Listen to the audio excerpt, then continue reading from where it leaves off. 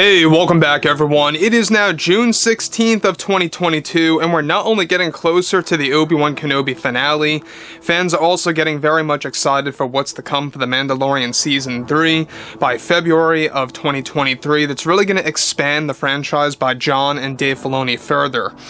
This is Mike Zero. Make sure to subscribe if you are new to the channel for future Star Wars updates. Also, by the way, guys, make sure to drop a thumbs up on this video to support the channel. I thank you also very much for the kind support. It is greatly appreciated. Now, one thing about Disney Star Wars that a lot of fans have been very critical over has a lot to do with the Obi-Wan Kenobi series and the direction of it all. Now, we already know that the Kenobi show has been receiving a lot of criticism based on many of the key choices that Lucasfilm made with some of the core characters like Leia, Reva, and other characters in there. Now, I will agree that Episode 5, at least in my opinion, I don't know about you, was easily the best episode of the TV show yet, because it had a lot of twists and turns here and there, it had a lot of reveals, but I will say this, there are a lot of aspects of bad writing still embedded in Episode 5, which I'll be going over a little bit later. But moving on from all of this, alright, we already know that Kathleen Kennedy had a hand in this show, indirectly speaking, because a lot of the scripts from the Kenobi movie were transferred over to the Kenobi series and then later revised by Kathleen Kennedy before the reshoots took place. So there was a lot of things, that were happening when Kathleen Kennedy still had creative power, and a lot of other things that also happened after she lost creative power, which I believe is why this show really feels like it's a 75 Kennedy situation, 25 for, Deborah Chow and what the actual creators wanted to do with the show. Now, with that being said, alright, what's even all the more intriguing about this is that, of course, with Kathleen Kennedy currently working on shows like The Acolyte and Skeleton Crew, aka Project Vortex, creators Jon and Dave Filoni are heavily developing the Ahsoka and Mando series to also revive Star Wars Legends in big ways. Now, it's described, however, that currently Lucasfilm's Kathleen Kennedy recently revealed a big truth about the Kenobi series that many fans may not like in a recent interview where she began to talk more about the show. Kathleen Kennedy went on to state the following: "As much as I love both Hayden and Ewan, we originally had so much screen time between those two characters on there, of course, of Anakin and Kenobi. We had so much to work with, and it really was a fun experience to see many portions of the Kenobi movie become a part of the show.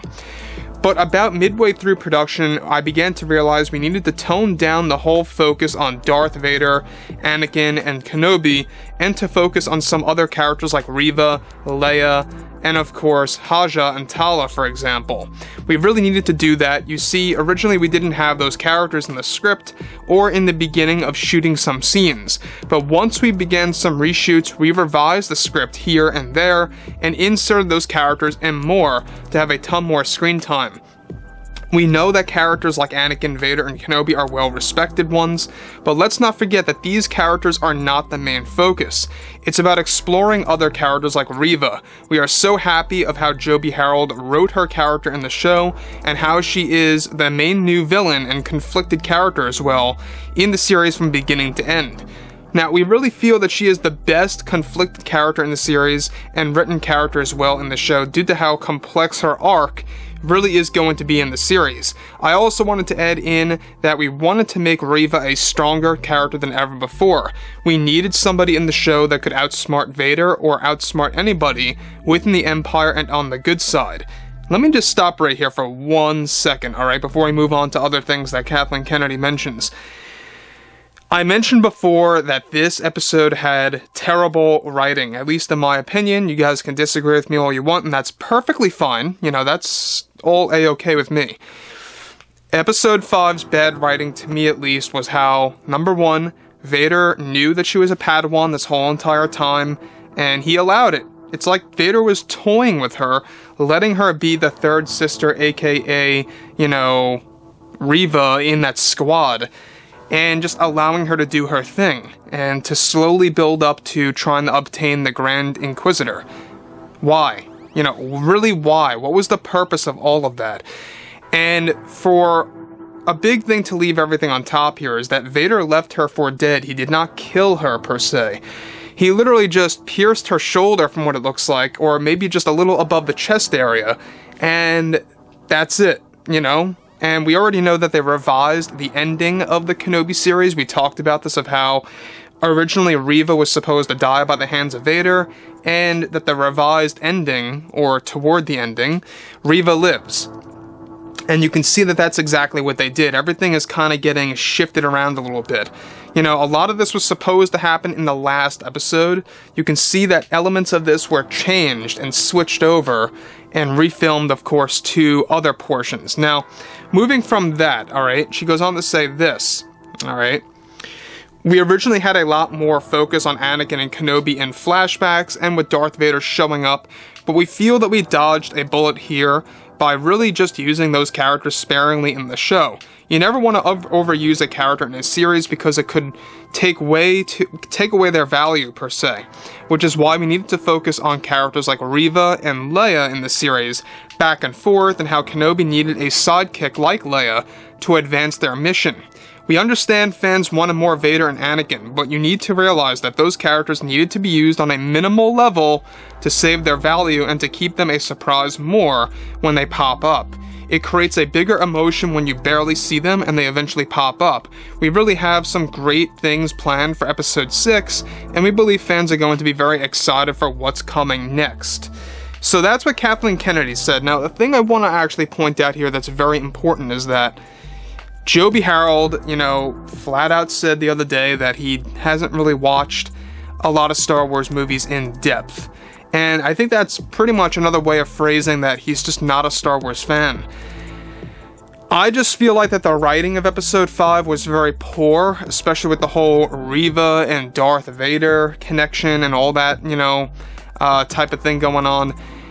The whole thing with both Anakin and Kenobi fighting each other in that sparring session, okay, fun to look at, very exciting to see, but the de-aging technology was flawed. It worked fine with Ewan, but if you look at Hayden Christensen, alright, all respect to him, he did an amazing job, but the editors did not.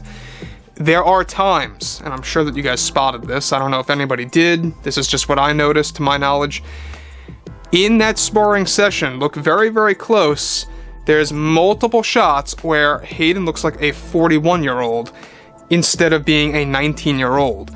Now, there are other shots where it is dead on, you know, just as he looked in Attack of the Clones. It looked perfect. But like I said, there's a lot of shots there where it looks like de-aging technology is completely gone. Especially in the Order 66 flashback where he's got the hood over his head.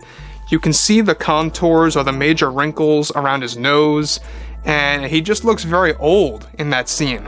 So I don't know what they did. I don't know why they rushed it so fast and not using the de-aging technology properly, but it seems to me that in that scene, in the Clone Wars era, or whatever it really was, is that Ewan McGregor really looked far more de-aged than Hayden, and it just gives off a bad vibe. Almost as if they don't really care so much about Hayden's involvement as much, and putting him to the wayside. But regardless, guys, I mean, it was nice to see them fighting in that era again, and to see both Anakin and Kenobi again. But overall, guys, you know, drop a comment below. Let me know what you guys have to say about this below in the comments, and if you guys did enjoy the content for today, make sure to drop a thumbs up on this video to support the channel. I thank you all so very much for the kind support, and I'll catch you guys next time.